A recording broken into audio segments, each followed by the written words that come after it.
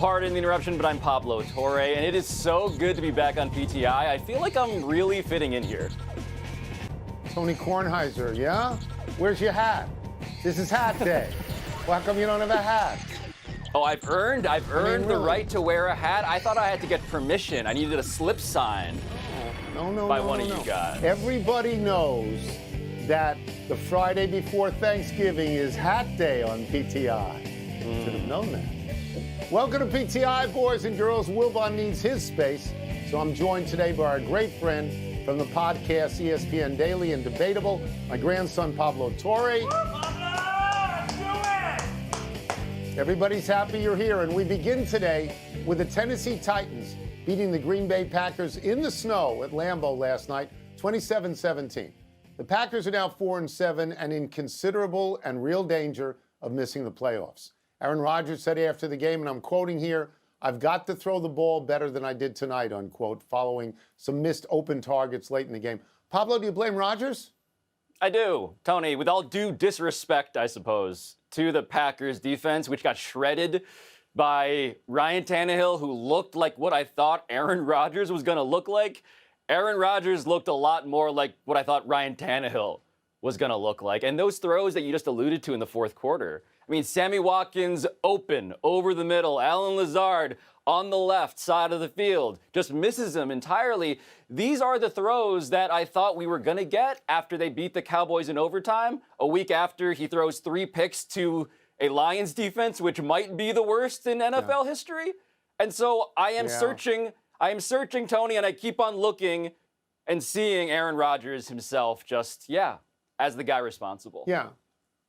I think when the Packers lose, people blame Rodgers. I think when Tampa Bay loses, people blame Brady. I think when Kansas City loses, people blame Mahomes. When Buffalo loses, people blame Josh Allen. And when Baltimore loses, people blame Lamar Jackson. I don't think I've left any of the great quarterbacks out. These people are in a league of their own. And when their teams lose, this is what happens. They get blamed. Is it fair? I'm not certain it's fair. But Aaron Rodgers is a 4-time MVP, and he's making $50 million. And who are you going to blame? The tight end? So I understand the equity of it. I'm going to get to something else, Pablo. I watched this game. Not all of it, but enough of it. I thought there was a game-changing moment. You know, the fulcrum on which the game shifts late in the second quarter. Tennessee was leading 7-6. They had a 4th and 1 on the Packers 4 or 5 or something like that. They didn't take the field goal. They went for it, and everybody knew they were going to hand the ball to Derrick Henry. There are 3 reasons you're going to hand the ball to Derrick Henry. The first is the ball position shrinks the field. There's not enough room to do passing routes. The second reason is Derrick Henry is the greatest running back in the NFL, and the third reason is Darrell Bevell is not calling the game. So they hand the ball to Henry, and he gets stopped straight up. Clean stop. He's not close.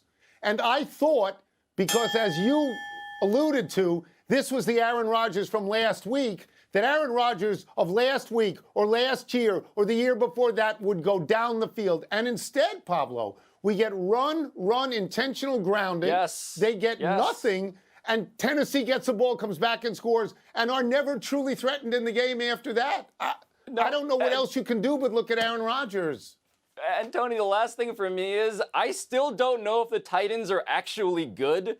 Because I don't think the Packers are good, this means that they have beaten still 0 good teams. And so we're in this NFL season where I don't know how much respect I'm supposed to give anybody here. I just know I'm pretty meager with it when it comes to the quarterback in Green Bay right now. Do you know the last games they have? They've got to win 5 out of 6. No one's getting in under 9 and 8. At Eagles, at Bears, at Miami, home Vikings, home Lions, home Rams. They're not going to win 5 of those.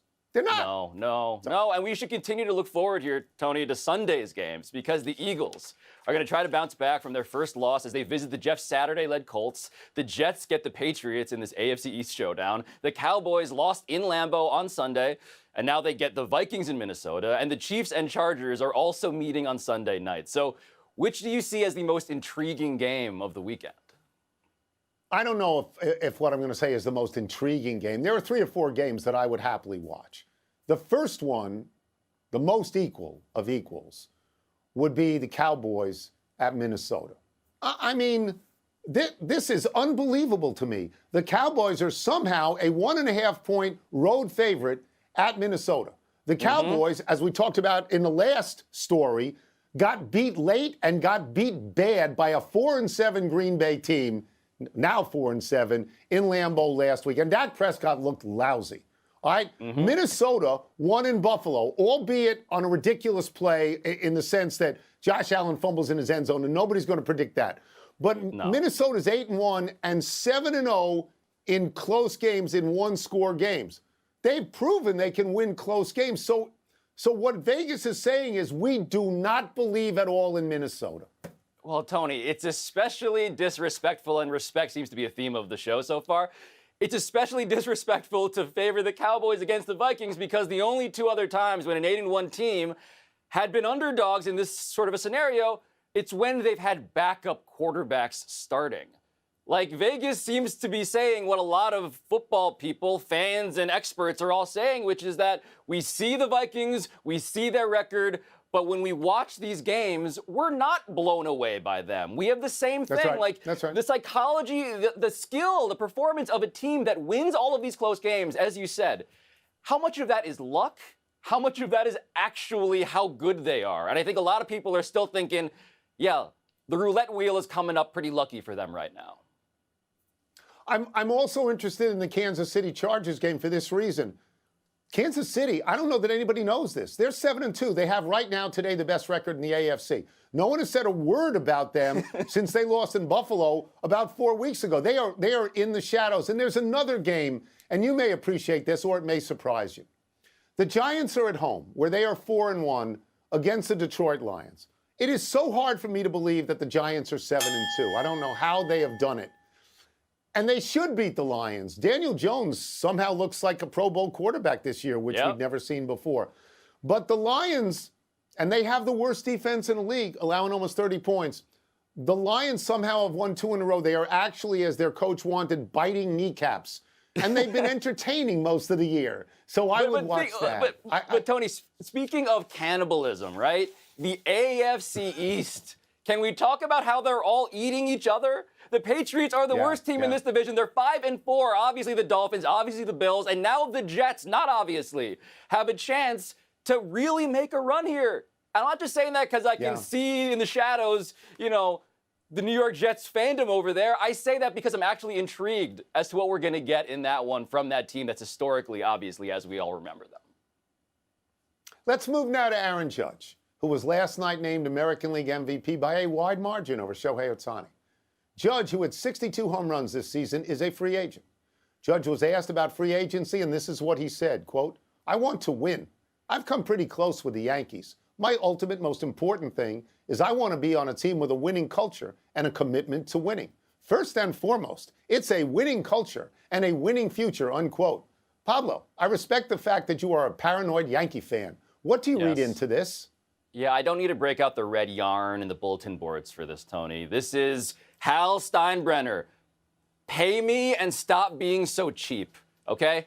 Plug all those words, break the code. What does it indicate? Okay, here's a guy who had the greatest, arguably the greatest walk year, bet on yourself year in the history of sports. Why was he there? Because Hal Steinbrenner didn't want to pay him. What plagues the Yankees? It's not, to me, a question of winning culture and those pleasant euphemisms, although that plays well, I'm sure. It's the fact that Hal Steinbrenner could be spending a lot more money, and he doesn't want to. And if you're the Yankees and you don't want to on Aaron Judge and everything else, Tony, that to me is a plea for purse strings to be open more than anything else. So you believe that he wants to stay with the Yankees and just wants to make sure he gets the money? That's a direct question. I think he wants the money, and I think he wants other people to get the money to build the team around him. But you think he would stay with the Yankees as opposed to, say, the Giants or the Dodgers in his home state? All things being equal, you think he would? I do. I know the Giants are out there. It's the hometown team. But, Tony, if they make a commitment financially, like that's why this all went bad. It was the money. Will Hal Steinbrenner actually spend on the roster that Aaron Judge and every Yankee fan wants is the operative question to me. Okay, so there's no question in anybody's mind that the Yankees have a winning culture. And there's no question in anybody's mind since they made the playoffs 6 straight years that they will continue to be a wonderful team. I'm going to take, I guess, a minority and opposing viewpoint here. I'm not sure that I would spend all the money on Aaron Judge. I don't believe Aaron Judge will ever hit 60 home runs again. In history, nobody who didn't cheat hit 60 home runs again. I'm not sure that I wouldn't stay around and wait to spend my money on Juan Soto and plug him into right field in Yankee Stadium for the next 10 or 12 years. I might spend my money this year on Verlander or DeGrom or maybe even Trey Turner, who can play a lot of different positions on the team. Because, I just sort of think as great as Aaron Judge's year was, and what I was most impressed with actually was the 311, I'm not sure he's going to come close to this again. I'm not sure. Let's take a break. Go ahead. I just can't justify selling low and selling high. No, pay him something. Pay him what he's worth. Come on. You hit 62. What do you get for it? You leave? I just can't contemplate that as a Yankee fan in my bones. Someone's going to pay him. The California teams will pay him. Of course they will. Let's take a break. Coming up, Ben Simmons, your boy, finally delivers what the Nets wanted. And what's the word for that? And the last time we saw Joel Embiid, your boy, he was scoring 59. So what should we expect when he returns to the court tonight? If you were the Yankees, would you trade Aaron Judge if you could for Mookie Betts? Would you do that? Ooh. It's a tough call, isn't it? I'm going to say... If you're just joining us, Pablo Torre would be today's adversary in vocabulary, and I would bet on him. What's first? It's blank that Ben Simmons went 15-13-7 in a Nets win last night. I'm a state school guy. I'm going to say it's encouraging. This is an actual game. It's an actual line. This is not 11 points in 20 minutes of garbage time. This is 32 minutes in a close game against a good team, and it matters. And the numbers actually matter out there. I mean, in 32 minutes, 17 points is pretty good. It's credible. 15 rebounds or 13 rebounds, is that what it was? 13 rebounds? Yep. That's very good. 7 assists in 32 minutes is very good. And they're playing hack-a-ben at the end, and he stood out there. He was a man. He hit 3 or 4 foul shots. This is why my word is manna. This is manna, Tony. Manna from heaven, a reference that I think you can appreciate on probably a couple levels in this story. I have been wandering the desert, like in the book of Exodus, trying to convince people that this was possible. And I think the free throws at the end are the key here. I love everything about this. I love the aggressiveness on offense. I love the assists to Kevin Durant. I love the defense. He defended Damian Lillard and Yusuf Nurkic, the 1 and the 5. He can do it all. But the fact that he could stay on the court and sink free throws. The brain is the question with Ben Simmons. I've said this forever, Tony. The most important player on the Nets, not named Kevin Durant, is Ben Simmons. It's not Kyrie Irving. And the reason they can beat the number 1 team in the West right now, the Blazers, is because he can do this. Yeah, the reason you acquire him is the diversity of his talent. All the different things he can do. But he can only do them if he wants to be on the court. And that's what we're never sure of. What's next? After scoring 42 and 59 in his last 2 games, tonight should be a blank game for Joel Embiid. Again, state school, so I need 2 words, real test. Look, they're playing Milwaukee in the, what would we call these? The KPI, the Kornheiser Power Index. Ooh. I got Milwaukee as the best team in the league. Sure. This is Joel Embiid's time. He is rested. He has not played a game since last Sunday. He is playing at home, right? Antetokounmpo this is his 3rd game in 5 days. Everything is set up for Joel Embiid. If he doesn't beat Antetokounmpo in this game, when's he going to beat him? And the answer usually is he's never going to beat him. They played 12 times. Antetokounmpo owns them. 8 out of 12 with really higher numbers in scoring, in rebounding, and in assists. So this is set up for Joel Embiid at home, rested, all of that. And if he doesn't win, don't yap to me. I want to make this word something that you can get intuitively, Tony, because to me, this is a Pips game. This is a Gladys Knight and the Pips dynamic. Joel Embiid is everything. He needs the background singers to come through in this game. The man scored 101 points in 24 hours. It was the 59 against the Jazz, the 42 against the Hawks. I think his credibility offensively is unimpeachable. His defense has been incredible, but you got Tobias Harris making $180 million, okay? You have other guys on this team, DeAnthony Melton, who they just acquired, PJ Tucker, who have not done anything.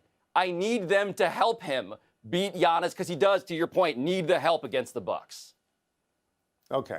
Embiid makes more than all those people, and if you blame Aaron Rodgers when the Packers lose, you got to blame Embiid if Antetokounmpo chumps him out. That's the final word. Let's take one last break, but still to come, we'll get into the Devils and their 11-game heater. And as USC, Tony, looking at its second loss of the season tomorrow against UCLA.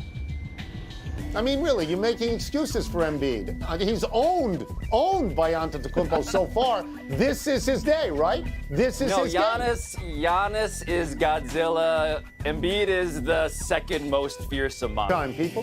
Happy 64th birthday tomorrow, Michael Ray Wilbon.